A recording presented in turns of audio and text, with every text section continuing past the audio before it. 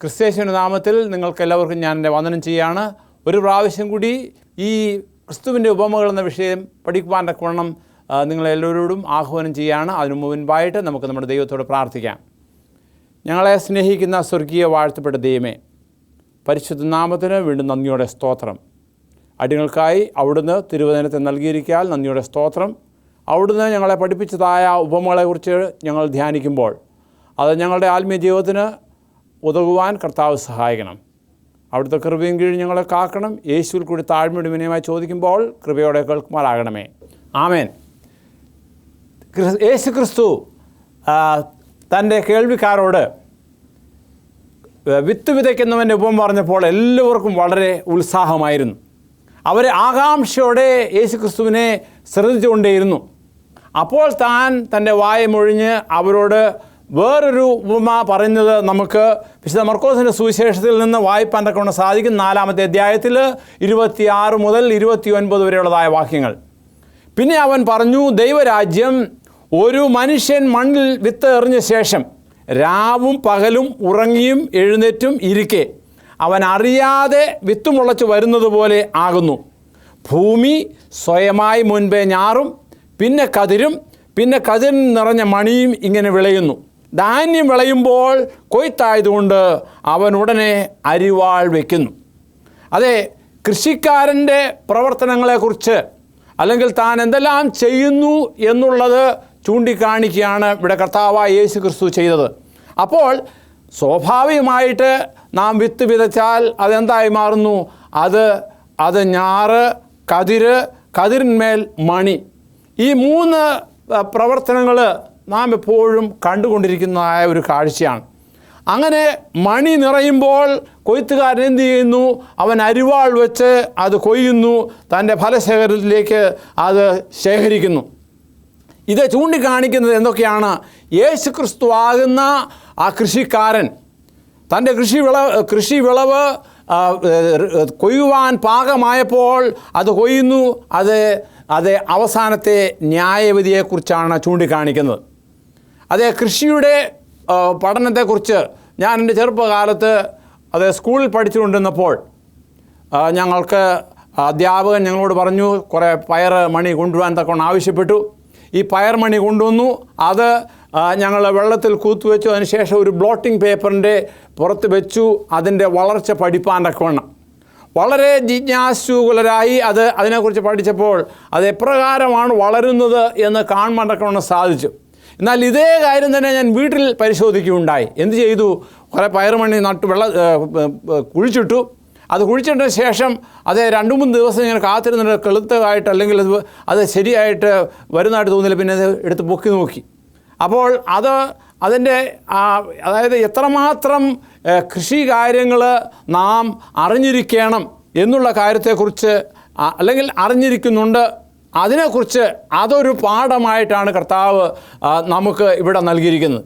അതെ, കർത്താവായ ദൈവം ഈ ഭൂമിയിൽ മനുഷ്യൻ നല്ലവനായി അല്ലെങ്കിൽ വിത്ത് മുളയ്ക്കുന്ന ആ പ്രവർത്തനത്തെക്കുറിച്ച് ഇവിടെ നമുക്കൊരു പാഠം നൽകിയിരിക്കുകയാണ്. അതായത് പ്രകൃതിയിൽ ദൈവം അത്ഭുതകരമായി അതിശയകരമായി പ്രവർത്തിക്കുന്നു. അത് നമ്മുടെ കണ്ണുകൊണ്ട് കാണുവാൻ തക്കവണ്ണം സാധിക്കുകയില്ല. ഇവിടെ പറയുന്നത് കൃഷിക്കാരൻ ചെയ്യാണ്? ഉറങ്ങിയും ഉണർന്നും താൻ ഇരിക്കുകയാണ്, കാത്തിരിക്കുകയാണ്. അങ്ങനെ അത് ഞാറ് കിളുത്ത് വരുന്നു. ആ ഞാറ് കിളുത്ത് വരുന്നു. അതിനുശേഷം പിന്നെ നമുക്കറിയാം കതിരുണ്ടാകുന്നു. ഇത് സ്വാഭാവികമായിട്ട് ഭൂമിയിൽ നടക്കുന്ന കാര്യമാണ്. പക്ഷേ ഇതിന് പിന്നിൽ പ്രവർത്തിക്കുന്ന ശക്തി ദൈവശക്തിയാകുന്നു. അതെ, മനുഷ്യന് ചെയ്യേണ്ടതായ 3 കാര്യങ്ങളുണ്ട്. ഒന്ന്, തൻ്റെ കൃഷിയിടം നല്ലവണ്ണം വൃത്തിയാക്കി അത് ഒരുക്കണം. നമുക്കറിയാം, കൃഷിക്കാരൻ തൻ്റെ നിലം ഉഴുത് നല്ലവണ്ണം ഒരുക്കുന്നതായ കാഴ്ചപ്പാട്. എൻ്റെ ചെറുപ്പകാലത്ത് കൃഷിയിടങ്ങളിൽ പോയി നോക്കി നിന്ന് കൃഷിക്കാരൻ ചെയ്യുന്നതിനെക്കുറിച്ച് വളരെ കൗതുകത്തോടുകൂടി കാണാറുണ്ട്. എന്താണ്? തൻ്റെ കന്നുകാലി അല്ലെങ്കിൽ കാളയെ കൊണ്ട് അതിൻ്റെ അവിടെ എല്ലാം ഉഴുത് മറിച്ച് അവിടെ നല്ല വൃത്തിയാക്കി, അതുവരെയും കട്ടിയായിട്ട് കിടന്നതായ മണ്ണ് ഉഴുതു മറിച്ചപ്പോൾ വളരെ സോഫ്റ്റായിട്ട് അല്ലെങ്കിൽ അവിടെ നല്ലവണ്ണം മണ്ണെല്ലാം ഇളകി കിടക്കുന്നത് കാണാം. പിന്നീട് താൻ എന്ത് ചെയ്യുന്നു? അവിടെ താൻ വളം കൊണ്ട് ഒരുക്കുകയാണ്. വളം കൊണ്ട് ഒരുക്കിയതിന് ശേഷം പിന്നെ വിത്ത് വിതയ്ക്കുന്നു. സാധാരണയായിട്ട് നമ്മുടെ ഇടയിൽ ഞാറ് നടുന്ന ഒരു കാര്യമാണ്. അപ്പോൾ ഈ ഞാറ് നട്ടതിന് ശേഷം അത് പ്രകൃതിയാണ് ബാക്കി കാര്യങ്ങളൊക്കെ ചെയ്യുന്നത്. പ്രകൃതി എന്ന് പറഞ്ഞാൽ ദൈവമാണ് ബാക്കി കാര്യങ്ങളൊക്കെ ചെയ്യുന്നത്.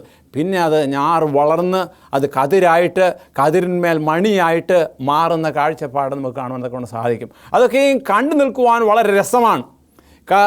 അതൊക്കെയും പോയി പറിച്ച് ചില സമയത്ത് ഈ ചെറിയ നെല്ല് അതിനകത്ത് നല്ല പാല് മാതിരി ഇരിക്കുമ്പോൾ അത് പറിച്ച് വായിലിട്ട് സന്തോഷിക്കാറുണ്ട്.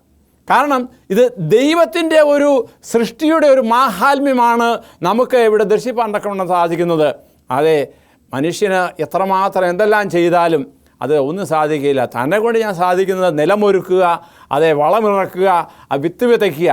എന്നാൽ ഈ വിത്ത് വിതയ്ക്കുന്നതിൽ വളരെ അതായത് താൻ ചെയ്യേണ്ട കാര്യങ്ങൾ താൻ ചെയ്യുക, അതിനുശേഷം ബാക്കിയുള്ള കാര്യങ്ങൾ ദൈവം നോക്കിക്കൊള്ളുമെന്നാണ് പറയുന്നത്. എന്നാൽ ഈ ഉപമ പറയുമ്പോൾ പ്രകൃതിയിൽ ദൈവത്തിൻ്റെ ശക്തി പ്രവർത്തിക്കുന്നു. ഒരു വിത്ത് അത് മണ്ണിൽ കിടന്ന് അതിൻ്റെ പാകത്തിന് അത് വളർന്നു വരിക, ആ വളർച്ചയുടേതായ ശക്തി ദൈവമാണ് കൊടുത്തത്. അത് മനുഷ്യനെ കൊണ്ട് സാധിക്കുന്ന ഒരു കാര്യമല്ല. ദൈവം കൊടുത്ത ശക്തി അതിലുണ്ട്. അത് ദൈവത്തിൻ്റെ പരിശുദ്ധാത്മാവിൻ്റെ പ്രവർത്തനത്താൽ നമ്മിൽ ദൈവത്തിൻ്റെ വചനം ചെയ്യേണ്ട ഒരു കാര്യമാണ്. ആ വളർച്ച ഉണ്ടാകുമ്പോൾ അതിൻ്റെ ഫലമാണ് നമുക്ക് ഗ്രഹിക്കേണ്ടത്. അതിനുവേണ്ടിയുള്ള ഒരുക്കം നാം എപ്പോഴും ചെയ്യണം. അതിനെക്കുറിച്ച് പറയുന്നത് ആ ഒരുക്കത്തിന് വേണ്ടി ആ ഒരുങ്ങിയിട്ടില്ല എങ്കിൽ ചുമ്മാ വലിച്ചെറിയുന്ന ഒരു പരിപാടി അല്ലെങ്കിൽ ഒരു നടപടി കൊണ്ട് കാര്യം ശരിയാകത്തില്ല. നിലം നല്ലതുവണ്ണം പൂട്ടി അതിനകത്ത് വളമിട്ട് വിത്ത് വിതയ്ക്കുമ്പോൾ അതിൻ്റെ ഫലം ഉണ്ടാകുവാൻ തക്കവണ്ണം ഇടയായിത്തീരുകയാണ്. എന്നാൽ അതിനപ്പുറമായിട്ട് ഞാൻ പറഞ്ഞല്ലോ, ഇങ്ങനെ പൊളിച്ചു കീറി നോക്കി അത് കണ്ടുകൊണ്ട് അല്ലെങ്കിൽ അത് ചെയ്യുന്ന ഒരു നടപടി നമുക്ക് സാധിക്കത്തില്ല. പിന്നെയോ നാം ചെയ്യേണ്ടത് നിറപടിയായിട്ട് ചെയ്യുക. അതിനെക്കുറിച്ച് ദൈവത്തിൻ്റെ ആത്മാവാണ് ഇതിൽ പ്രവർത്തിക്കുന്നത്. ഈ ആത്മാവ് പ്രവർത്തിക്കുമ്പോൾ അത് എന്തായി മാറുന്നു?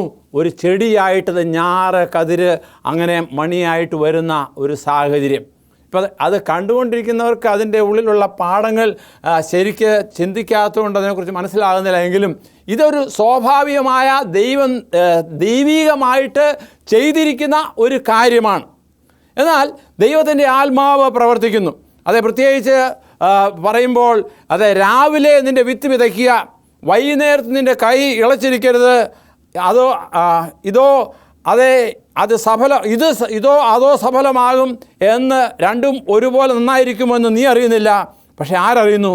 ദൈവം അറിയുന്നുണ്ട്. ദൈവം നമുക്ക് ഒരു വലിയ വാഗ്ദാനം ചെയ്തിട്ടുണ്ട്. നാം ഉൽപ്പത്തി പുസ്തകത്തിൽ വായിക്കുന്നുണ്ട്. എന്താണ് അവിടെ വായിക്കുന്നത്? ഉൽപ്പത്തി പുസ്തകം 8:22, ഭൂമിയുള്ള കാലത്തോളം വിതയും കൊയ്ത്തും ശീതവും ഉഷ്ണവും വേനലും വർഷവും രാവും പകലും നിന്നു പോവുകയില്ല. കാരണം എന്താണ്?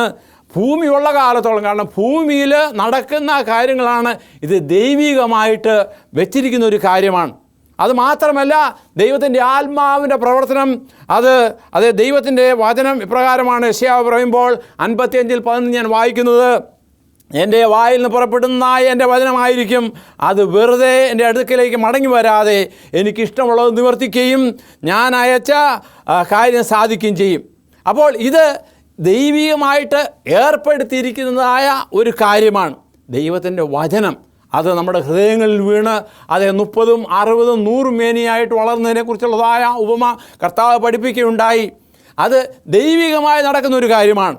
എന്നാൽ നാം ചെയ്യേണ്ട ചില കാര്യങ്ങളുണ്ട്. അതിനെക്കുറിച്ച് സങ്കീർത്തനക്കാരൻ പറയുമ്പോൾ നാം ഇപ്രകാരം വായിക്കുന്നു. 126 സങ്കീർത്തനം 6, 7 വാക്യങ്ങൾ, കണ്ണുനീരോടെ വിതയ്ക്കുന്നവൻ ആർപ്പോടെ കൊയ്യും, വിത്ത് ചുമന്ന് കരഞ്ഞും വിതച്ചും കൊണ്ട് നടക്കുന്നു, കറ്റ ചുമന്നും ആർത്തും കൊണ്ടുവരുന്നു.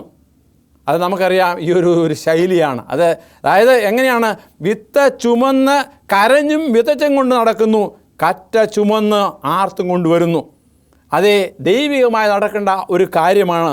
കണ്ണുനീരോടെ വിതയ്ക്കുന്നതിന് എങ്ങനെ കൊയ്യും? ആർപ്പോടെ കൊയ്യും. അതായത് നാം ചെയ്യുന്ന അധ്വാനം അത് ചിലപ്പോൾ കഷ്ടതയോടെ പ്രയാസത്തോടെ, ഇവിടെ പറയുമ്പോൾ ചുമന്ന് കരഞ്ഞ് വിതച്ചും കൊണ്ട് നടക്കുന്നു, കറ്റ ചുമന്ന് ആർത്തും കൊണ്ടുവരുന്നു.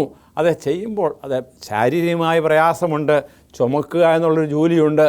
എന്നാൽ അത് വിതച്ച് വിളവെടുക്കുമ്പോൾ മനുഷ്യന് സന്തോഷമാണ്. കാരണം അവൻ്റെ അടുത്ത വർഷത്തേക്കുള്ളതായ അല്ലെങ്കിൽ അവന് വേണ്ട ആവശ്യമായ വിത്ത്, അതുപോലെ തന്നെ ആഹാരത്തിനുള്ളതായ ആഹാരം, ഇതെല്ലാം തരുവാൻ തക്കവണ്ണം ദൈവമാണ് അത് ഒരുക്കുന്നത്.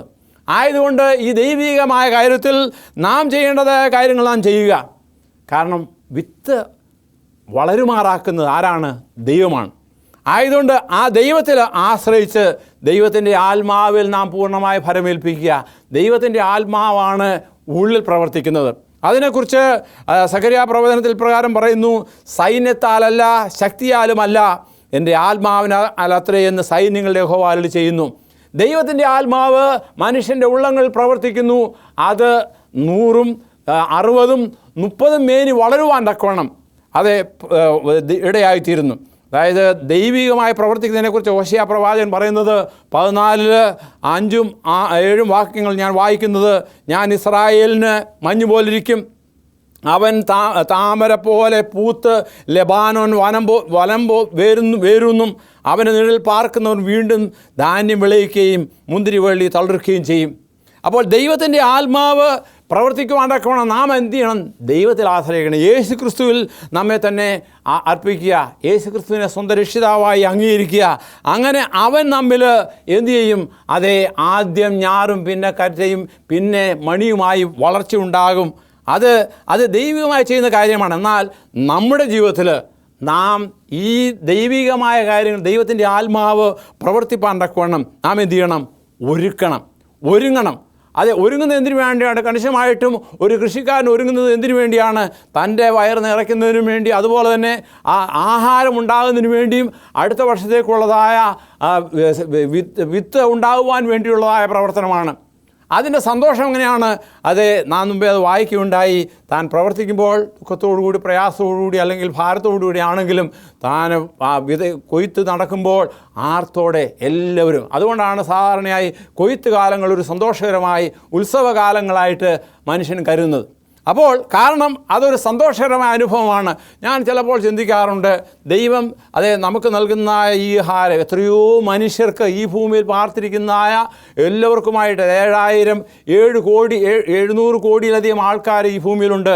അവർക്കൊക്കെയും ആഹാരം കൊടുക്കുവാൻ തക്കവണ്ണം അതേ വേണ്ട ധാന്യങ്ങൾ വളരുന്ന ഈ ഭൂമിയിൽ ദൈവികമായി ചെയ്തിരിക്കുന്ന ഒരു അനുഗ്രഹമാണ്. അതെ, ആ അനുഗ്രഹം പല സ്ഥലങ്ങളിലും ക്ഷാമമുണ്ട്, പല സ്ഥലങ്ങളിലും പ്രയാസങ്ങളുണ്ട്. എന്നാൽ തന്നെയും ഈ കഴിഞ്ഞിടെ പത്രവാർത്തയിൽ പറയുണ്ടായി, ഇന്ത്യയിൽ നമുക്ക് വളരെ സർപ്ലസായിട്ട് ധാന്യം വിളയുന്നുവെന്ന്. ആയതുകൊണ്ട് അതിനിടയ്ക്ക് കൃഷി ദോഷങ്ങൾ അല്ലെങ്കിൽ മഞ്ഞ് അല്ലെങ്കിൽ പ്രയാസങ്ങളൊക്കെ ഉണ്ട്. എന്നിരുന്നാൽ തന്നെയും അതെ, ഈ ഭൂമിയിൽ പാർക്കുന്ന മനുഷ്യന് ആഹാരം ഉണ്ടാകുവാൻ തക്കവണ്ണം ദൈവം പ്രവർത്തിക്കുന്നു. ആ ദൈവിക ശക്തി പ്രവർത്തിക്കുന്നതിൻ്റെ കാര്യത്തെക്കുറിച്ച് ആണ് ഇവിടെ പറയുന്നത്. എന്നാൽ അതിൽ നാം പഠിക്കേണ്ടതായ കാര്യം, ഞാൻ ചെയ്യേണ്ടതായ കാര്യങ്ങൾ ഞാൻ ചെയ്യുക. അതിൽ നാം ഒരു കുറവും ചെയ്യരുത്. അതേ സമയത്ത് നിലമൊരുക്കണം, അതുപോലെ തന്നെ വേണ്ട വളങ്ങൾ നൽകണം, അതുപോലെ തന്നെ നാം വിത്ത് വിതയ്ക്കണം. അപ്പോൾ ഈ പറയപ്പെട്ട കാര്യങ്ങൾ ചെയ്യുമ്പോൾ ബാക്കിയുള്ള കാര്യങ്ങൾ ആര് ചെയ്യും? ദൈവം ചെയ്യും. ആ ദൈവികമായ കാര്യങ്ങൾക്ക് വേണ്ടി നാം എന്ത് ചെയ്യണം? നമ്മെ തന്നെ ഒരുക്കണം. അതുകൊണ്ടാണ് കർത്താവ് പറഞ്ഞത്, അതെ, ഈ കൃഷിയുടേതായ ഈ സാധനപാഠം അത് നമ്മുടെ ദൈവികമായ നല്ല വളർച്ച, പ്രത്യേകിച്ച് പറയുമ്പോൾ യേശു ക്രിസ്തു ആകുന്നവൻ നമുക്ക് നൽകിയിരിക്കുന്ന ഈ ഫലം യേശു ക്രിസ്തുവിൻ്റെ സ്വഭാവം നമ്മിലുണ്ടാകുവാൻ വേണ്ടിയാണ്. യേശു ക്രിസ്തുവിൻ്റെ സ്വഭാവം നമ്മിലുണ്ടാകുമ്പോൾ അത് മറ്റുള്ളവർ നമ്മെ കാണുകയും അങ്ങനെ ക്രിസ്തുവിലേക്ക് ആകർഷിക്കപ്പെടുവാൻ തക്കവണ്ണം ഇടയായിത്തീരുകയും. അത് എന്നെ കേട്ടുകൊണ്ടിരിക്കുന്ന ഓരോരുത്തരുമേ, ദൈവം നമുക്ക് നൽകിയിരിക്കുന്ന ഈ പാഠം അത് നമ്മുടെ ആത്മീയ ജീവിതത്തിന് വേണ്ടിയാണ്. സാധാരണയായിട്ട് കൃഷി വിഭവങ്ങൾ ഉണ്ടാകുമ്പോൾ കൊയ്ത്ത് കാലത്തെക്കുറിച്ച് പറയുന്നുണ്ട്. ഇവിടെ തിരുവചനം പറയുന്നത്, ധാന്യം വിളയുമ്പോൾ കൊയ്ത്തായതുകൊണ്ട് അവനുടനെ അരിവാൾ വയ്ക്കുന്നു. നമുക്കറിയാം, കൃഷി സ്ഥലങ്ങളിൽ ഞാൻ പലപ്പോഴും എൻ്റെ ചെറുപ്പകാലത്ത്, ഇപ്പം ഇങ്ങനെ ജോലി കാര്യങ്ങളായതുകൊണ്ട് അധികം സമയം നോക്കിയിരിക്കാൻ സമയമില്ലാത്തതുകൊണ്ട് അത് ദർശിക്കാറില്ല. എന്നാൽ ചെറുപ്പകാലത്തുള്ള അനുഭവം ഞാൻ പറഞ്ഞു പോവുകയാണ്. അതായത് കൃഷി സ്ഥലത്ത് എൻ്റെ വീടിൻ്റെ അടുത്ത് കുറേ പാടമുണ്ട്. ആ ഭാഗത്ത് പോയി ഇങ്ങനെ കൃഷി കഴിഞ്ഞ് അല്ലെങ്കിൽ വിളവ് നെല്ല് നല്ലപോലെ പഴുത്ത് പാകമായിരിക്കുന്നതായ സമയത്ത് കൃഷിക്കാരന് അല്ലെങ്കിൽ അതിന് ആൾക്കാർ കൂടി അത് കൊയ്ത്തെടുക്കുന്നതായ കാര്യം. അതായത് കൊയ്ത്ത് അതിങ്ങനെ നെല്ല് പിടിച്ച് അരിഞ്ഞ് അതിങ്ങനെ ഒരു കെട്ടായിട്ട് കെട്ടി ഇങ്ങനെ വെക്കും. അങ്ങനെ എന്നിട്ട് അത് കൊണ്ടുവന്ന് പിന്നെ അതിനെ എന്താണ് ചെയ്യേണ്ടത് അത് നമുക്കറിയാമല്ലോ. നെല്ല് കിട്ടുന്നതിന് വേണ്ടി അവർ ഉള്ള പരിപാടികളൊക്കെയും ചെയ്യാറുണ്ട്. അപ്പോൾ അത് കണ്ടുകൊണ്ടിരിക്കാൻ വളരെ രസമാണ്. അത് തന്നെയുമല്ല, അതൊരു സന്തോഷകരമായ അനുഭവമാണെന്ന് ഞാൻ പറഞ്ഞുവല്ലോ.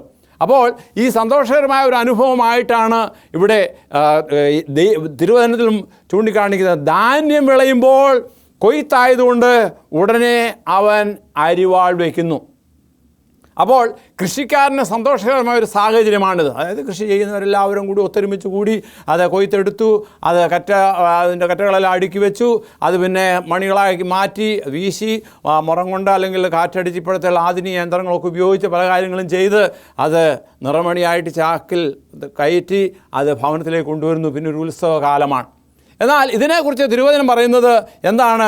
കൊയ്ത്ത് കാലം പ്രത്യേകിച്ച് പറയുമ്പോൾ ന്യായവിധിയുടെ അന്ത്യത്തിൽ നല്ലത് കൂട്ടിച്ചേർക്കുന്നതായ ഒരു സാഹചര്യത്തെക്കുറിച്ച് ഇവിടെ കാണിക്കുകയാണ്. അതായത് ഞാനൊരു ഉദ്ധരണി വായിക്കുകയാണ്. Christ is waiting with a long desire for the manifestation of himself in his church when the character of Christ shall be perfectly reproduced in his people then he will come to claim them as his own. ഇത് അന്ത്യകാലത്തെക്കുറിച്ചാണ് ചൂണ്ടിക്കാണിക്കുന്നത്. കർത്താവായ യേശു ക്രിസ്തുവിൻ്റെ സ്വഭാവം അത് തൻ്റെ ശിഷ്യന്മാരിൽ തൻ്റെ അനുഗാമികളിൽ പൂർണ്ണമായിട്ടുണ്ടാകുമ്പോൾ ആ കർത്താവ് വീണ്ടും വരും. ഇത് അന്ത്യകാലത്തെ കുറിക്കുന്ന ഒരു കാര്യമാണ്. കാരണം അതിനുവേണ്ടിയുള്ളൊരു ഒരുക്കം, അതേ പ്രത്യേകിച്ച് തൻ്റെ കേൾവിക്കാരെ ഒരുക്കുവാൻ വേണ്ടി ഈ കൃഷിക്കാരൻ്റെ കൃഷിയുടെ അല്ലെങ്കിൽ വിത്ത് വിതയ്ക്കുന്നതിൻ്റെ ഉപമയിലൂടെ താൻ പഠിപ്പിക്കുകയാണ് ചെയ്യുന്നത്. കാരണം അവർ ഒരുങ്ങുന്നതിന് വേണ്ടി, എന്തിനു വേണ്ടി? തൻ്റെ ദൈവിക രാജ്യം സ്ഥാപിക്കപ്പെടുമ്പോൾ അതിൻ്റെ അംഗങ്ങളായി ജീവിക്കുന്ന ഓരോ വ്യക്തികളും തങ്ങളുടെ ജീവിതങ്ങളിൽ നല്ല ഫലം കായ്ച്ച്, അതായത് നല്ല ഫലം കായ്ക്കുന്നതിനെക്കുറിച്ച് ഉള്ള അവിടെ അതിൻ്റെ സ്റ്റെപ്പ് പറഞ്ഞിട്ടുണ്ട്. അതായത് 30, 60, 100 മേനി ഫലം കായ്ക്കുന്നതായ ഒരു സാഹചര്യത്തിൽ അങ്ങനെ ഫലം കായ്ച്ചുകൊണ്ട് അതേ കൊയ്ത്ത് കാലത്തിൽ യേശു വരുമ്പോൾ, അതായത് അന്ത്യകാലത്ത് യേശു വരുമ്പോൾ ആ നല്ലവരുടെ കൂട്ടത്തിൽ കാണപ്പെടുവാൻ തക്കവണ്ണം, അതായത് നല്ല മണികളുടെ കൂട്ടത്തിൽ കാണപ്പെടുവാൻ തക്കവണ്ണമാണ് നാം ഓരോരുത്തരും അതേ നമ്മുടെ ആത്മീയ ജീവിതം അല്ലെങ്കിൽ നമ്മുടെ ജീവിതം ഒരുക്കേണ്ടത്. അതേ ജീവിച്ചിരിക്കുന്ന ആളുകൾ നമുക്കറിയാം. എൻ്റെ വീടിൻ്റെ അയൽവക്കത്ത് ഒരു മാവുണ്ട്. ആ മാവിൽ കായ്ക്കാറുണ്ട് എല്ലാ വർഷവും. അത് കായ്ക്കുമ്പോൾ അത് മാങ്ങ നല്ലവണ്ണം വിളഞ്ഞ് ആദ്യം കുറേയൊക്കെ പൊഴിയുമെങ്കിലും അത് നല്ലവണ്ണം വിളഞ്ഞ് പഴുത്ത് കഴിയുമ്പോൾ അത് തിന്നാൻ നല്ല സ്വാദാണ്. അതുപോലെ ഫലത്തിൽ നിന്ന് അവനവൻ്റെ ഫലത്താൽ അവരെക്കുറിച്ച് അറിയാം. യേശു ക്രിസ്തു ഭൂമിയിൽ തൻ്റെ വചനമാകുന്ന വിത്ത് വിതച്ചു. ആ വിത്ത് ലഭിച്ചതായ ആൾക്കാരിൽ നിന്നുള്ളതായ നടപടിയെക്കുറിച്ചൊക്കെയും നാം തിരുവചനത്തിൽ വായിക്കുന്നുണ്ട്. അതെ, നല്ല ഫലം കായ്ക്കുക. അതേ, ഒരു വ്യക്തിയെക്കുറിച്ച്, ഒരു മനുഷ്യനെക്കുറിച്ച് അവൻ്റെ ഫലത്താൽ അറിയാം എന്ന് തിരുവചനം അനുശാസിക്കുന്നുണ്ട്. ആയതുകൊണ്ട് ഈ ഉപമയിലൂടെ കർത്താവ് പഠിപ്പിക്കുന്നത് എന്താണ്? അതേ, ദൈവികമായി വെച്ചിരിക്കുന്നതായ ഉപാധിയിലൂടെ, അതേ മുൻപേ ഞാറ്, പിന്നെ കതിര്, പിന്നെ മണി, ആ മണി ആയതിനു ശേഷം അതിനെ കൊയ്യുന്നതായ ഒരു സാഹചര്യമാണ്. അതിനുവേണ്ടി നാം ഓരോരുത്തരും ഒരുങ്ങണം. അതേ, യേശു ക്രിസ്തുവിൻ്റെ ആഗ്രഹം ഇതാണ്. ആ യേശു ക്രിസ്തുവിൻ്റെ ആഗ്രഹം നമ്മുടെ ജീവിതങ്ങളുടെ സഫലീകൃതമാകണമെങ്കിൽ, അല്ലെങ്കിൽ നല്ല ഫലമില്ല എങ്കിൽ ആ വൃക്ഷത്തെ വെട്ടിക്കളയുന്നതായ, പ്രത്യേകിച്ച് നല്ല മണിയില്ലെങ്കിൽ അതേ പതിരെല്ലാം കൂട്ടി കത്തിക്കുന്ന ഒരു സാഹചര്യത്തിലേക്ക് പ്രത്യേകിച്ച് വരുവാനിരിക്കുന്ന യേശു ക്രിസ്തുവിൻ്റെ ആ ന്യായവിധി നാഴിക വരുന്നു. ആയതുകൊണ്ട് അതിനുവേണ്ടി നാം ഒരുങ്ങുവാൻ ആണ് കർത്താവ് ഈ വചനം നമുക്ക് നൽകിയിരിക്കുന്നത്. അതായത് ദൈവികമായി നമുക്ക് നൽകിയിരിക്കുന്നതായ ഈ കാര്യത്തെക്കുറിച്ച് വീണ്ടും നാം വായിക്കുന്നുണ്ട്. അതായത് 2 പത്രോസ് 3:11 അവിടെ പറയുന്നത്, ദൈവ ദിവസത്തിൻ്റെ വരവ് കാത്തിരുന്ന് ബന്ധപ്പെടുത്തിക്കൊണ്ട് നാം ഇരിക്കണം. കാരണം എപ്പോൾ കർത്താവ് വരും എന്നുള്ളതിന് നമുക്ക് തിരുവചനത്തിൽ സമയം കൊടുത്തിട്ടില്ല. പക്ഷേ അതിന് അടയാളങ്ങൾ ഒന്നൊന്നായിട്ട് കൊടുത്തിട്ടുണ്ട്. ഈ അടയാളങ്ങളൊക്കെയും കാണുമ്പോൾ നാം എന്താണ് ചെയ്യേണ്ടത്? അതെ, അവൻ്റെ വരവിന് വേണ്ടി കാത്തിരിക്കണം. അതിനെക്കുറിച്ച് ദൈവ ദിവസത്തിൻ്റെ വരവ് കാത്തിരുന്ന് ബന്ധപ്പെടുത്തിക്കൊണ്ട് ഇരിപ്പാൻ തക്കവണ്ണമാണ് അവിടെ പറയുന്നത്. ആയതുകൊണ്ട് എന്നെ കേട്ടുകൊണ്ടിരിക്കുന്ന ഓരോരുത്തരുമേ, അതെ, നമ്മുടെ ആത്മീയ ജീവിതത്തിൻ്റെ ഫലങ്ങൾ എപ്രകാരമുള്ളതാണ്? അതെ, ദൈവത്തിൻ്റെ വചനത്തിലൂടെ നമുക്ക് ആത്മാവിൻ്റെ ഫലങ്ങളെക്കുറിച്ച് നൽകിയിട്ടുണ്ട്. അതെ, ആ ഫലങ്ങൾ കായ്ക്കുന്നവരായി, ആ ഫലം ഉള്ളവരായി നാം ജീവിക്കണം. എങ്കിൽ മാത്രമേ നമ്മുടെ ഈ ഭൗമിക ജീവിതം കൊണ്ട് പ്രയോജനമുള്ളൂ. അതെ, ഈ ഉപമ അതെ വായിപ്പാൻ നല്ല രസമാണ്. എന്നാൽ അത് നമ്മുടെ ജീവിതത്തിൻ്റെ ആത്മീയ ജീവിതത്തിൻ്റെ ഒരു വളർച്ചയിൽ ഫലമുള്ളവരായി തീരുവാൻ ആണ് ദൈവം നമ്മോട് ഓരോരുത്തരും ആവശ്യപ്പെടുന്നത്. ആയതുകൊണ്ട് കർത്താവിൻ്റെ വരവ് അടുത്തിരിക്കുന്നു. എന്നെ കേൾക്കുന്ന ഓരോരുത്തരുമേ അവൻ്റെ വരവിന് വേണ്ടി നാം എന്ത് ചെയ്യണം? കാത്തിരിക്കുക. അത് വെറും കാത്തിരിക്കുകയല്ലേ, പിന്നെ പ്രാർത്ഥനയോടും അതുപോലെ ദൈവത്തിൻ്റെ വചനത്തിൻ്റെ പഠനത്തോടും അതേ ദൈവവചനം നമ്മളാക്കിക്കൊണ്ട് നാം ജീവിക്കുക. അതിനെക്കുറിച്ച് പറയുന്നത് വരവ് കാത്തിരിക്കുക, ബന്ധപ്പെടുത്തുക. അതപ്രകാരം സാധിക്കും. അതെ, നാം അതിനുവേണ്ടി ഒരുങ്ങണം. നമ്മുടെ നിലങ്ങൾ ഒരുങ്ങണം, ആത്മീയ നിലങ്ങൾ ഒരുങ്ങണം. ആത്മീയ നിലത്തിൽ അതേ വേണ്ട പോഷകങ്ങൾ, പ്രത്യേകിച്ച് പറയുമ്പോൾ ദൈവത്തിൻ്റെ ആത്മാവിൽ നിന്ന് ലഭിക്കുന്ന ഫലങ്ങളൊക്കെയും നമ്മിൽ കായ്ച്ച്, നല്ല ഫലം കായ്ച്ച്, അതേ സന്തോഷം, സമാധാനം, ഈ പറയപ്പെട്ട കാര്യങ്ങളൊക്കെയും ഗലാത്യ ലേഖനത്തിൽ 5-ാമത്തെ അധ്യായത്തിൽ കൊടുത്തിട്ടുണ്ട്. അത് നിങ്ങൾ വായിക്കുക. അതൊക്കെയും നമ്മുടെ ജീവിതത്തിൻ്റെ ഭാഗമായി തീരണം. അങ്ങനെ യേശുക്രിസ്തുവിൻ്റെ വരവ് ഏറ്റവും അടുത്തിരിക്കുന്നു. അതേ, നല്ല ഫലം ഉണ്ടായിക്കഴിയുമ്പോൾ എന്താണ്? ധാന്യം വിളയുമ്പോൾ കൊയ്ത്തായതുകൊണ്ട് അവനുടനെ അരുവാൾ വയ്ക്കുന്നു. ആയതുകൊണ്ട് കൊയ്ത്ത് കാലത്ത് നഷ്ടപ്പെട്ടു പോകുവാൻ തക്കവണ്ണം കർത്താവ് നല്ല മണിയെയും അതേ പതിരിനെയും വേദനിക്കുന്ന നാഴികയിൽ ആ നല്ല മണികളുടെ കൂട്ടത്തിൽ ഫലമുള്ള തരുക്കളായി തീരുവാൻ തക്കവണ്ണമാണ് എന്നിൽ നിന്നും നിങ്ങളിൽ നിന്നും ആഗ്രഹിക്കുന്നത്. ആയതുകൊണ്ട് ഈ ചെറിയ ഉപമ അത് ചെറുതാണെങ്കിലും അതിൽ നല്ല വലിയ കാര്യങ്ങളുണ്ട്. അത് മനസ്സിലാക്കിക്കൊണ്ട് അവൻ്റെ വരവിന് വേണ്ടി അത് കർത്താവിൻ്റെ ന്യായവിധി നാഴിക വരുന്നു എന്നുള്ളത് വെളിപാടുകാരനായ യോഹന്നാൻ അതേ പറഞ്ഞിട്ടുണ്ട്. 14-ാമത്തെ അധ്യായത്തിൽ 6-7 വാക്യങ്ങളിലാണ് കർത്താവിൻ്റെ വരവ് അടുത്തിരിക്കുന്നു, ന്യായവിധി നാഴിക അടുത്തിരിക്കുന്നു, സുവിശേഷം അതേ രാജ്യത്തിന് സുവിശേഷം എല്ലായിടത്തും എത്തിച്ചേരണം എന്നുള്ളത്. അതുകൊണ്ട് സുവിശേഷത്തിൻ്റെ വാഗ്ദാക്കളായി കേൾവിക്കാരായ നാം ഓരോരുത്തരും നമ്മുടെ ഹൃദയങ്ങളെ, നമ്മുടെ ആത്മീയ ഹൃദയങ്ങളെ, ആത്മീയ ജീവിതത്തെ ഒരുക്കുക. അങ്ങനെ നല്ല ഫലമുള്ളവരായി തീരുവാൻ തക്കവണ്ണം ദൈവത്തിൻ്റെ പരിശുദ്ധാത്മാവ് നമ്മൾ പ്രവർത്തിക്കട്ടെ. ദൈവത്തിൻ്റെ വചനമെന്നതായ മായമില്ലാത്ത പാൽ കുടിച്ച് വളരുവാൻ ദൈവം നമ്മെ ഓരോരുത്തരെയും സഹായിക്കട്ടെ, അനുഗ്രഹിക്കട്ടെ. അത് നമ്മുടെ ഞാൻ എന്നെ കേൾക്കുന്ന ഓരോരുത്തരെയും വീണ്ടും വീണ്ടും ഓർപ്പിക്കുകയാണ്. കാരണം കർത്താവിൻ്റെ വരവ് ഏറ്റവും അടുത്തിരിക്കുകയാണ്. ആ വരവിന് വേണ്ടി ഒരുങ്ങുക. അതെ, അതിന് നാം ബന്ധപ്പെടുന്നത് എങ്ങനെയാണ്? നമ്മുടെ ജീവിതങ്ങൾ തന്നെ നല്ല ഫലമുള്ളവരായി, നമ്മിൽ കാണുന്നവർ കണിശമായിട്ടും യേശുവുള്ളവരെന്ന് പറയുവാൻ തക്ക ഇടയായിത്തീരും. അങ്ങനെ യേശുവുള്ളവരായി, യേശുവിൻ്റെ സ്വഭാവമുള്ളവരായി അവൻ്റെ വരവുകൾ അവനോട് കൂടി എടുക്കപ്പെടുവാൻ തക്കവണ്ണം ദൈവം നമ്മെ ഓരോരുത്തരെയും സഹായിക്കട്ടെ. നമുക്ക് നമ്മുടെ ദൈവത്തോട് പ്രാർത്ഥിക്കാം. ഞങ്ങളെ സ്നേഹിക്കുന്ന സ്വർഗീയ വാഴ്ത്തപ്പെട്ട ദൈവമേ, പരിശുദ്ധ നാമത്തിന് വീണ്ടും നന്ദിയോടെ സ്തോത്രം.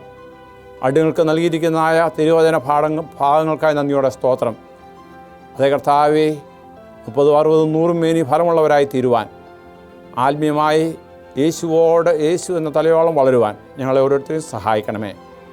സകലവും യേശുവിൽ കൂടി താഴ്മയുടമേനയുമായി ചോദിക്കുമ്പോൾ കൃപയോടെ കേൾക്കുമാറാകണമേ. ആമേൻ. എന്നെ കേട്ടുകൊണ്ടിരിക്കുന്ന എല്ലാവർക്കും എൻ്റെ നന്ദിയെ അർപ്പിക്കുന്നു. നിങ്ങൾക്ക് എന്തെങ്കിലും സംശയങ്ങളോ അറിയുവാൻ താല്പര്യമുള്ള വിഷയങ്ങളോ ഉണ്ടെങ്കിൽ അത് ഞങ്ങളെ എഴുതി അറിയിക്കുക. ഞങ്ങൾ നിങ്ങൾക്ക് വേണ്ട സഹായം, പ്രത്യേകിച്ച് പറയുമ്പോൾ അനവധിയായ ചെറുഗ്രന്ഥങ്ങളുണ്ട്, അതുപോലെ തന്നെ CD മറ്റുമുണ്ട്. അതൊക്കെ നിങ്ങൾക്ക് അയച്ചു തരുവാൻ ഞങ്ങൾ പരിശ്രമിക്കുന്നതാണ്. ദൈവം നമ്മെ ഓരോരുത്തരെയും അനുഗ്രഹിക്കുമാറാകട്ടെ.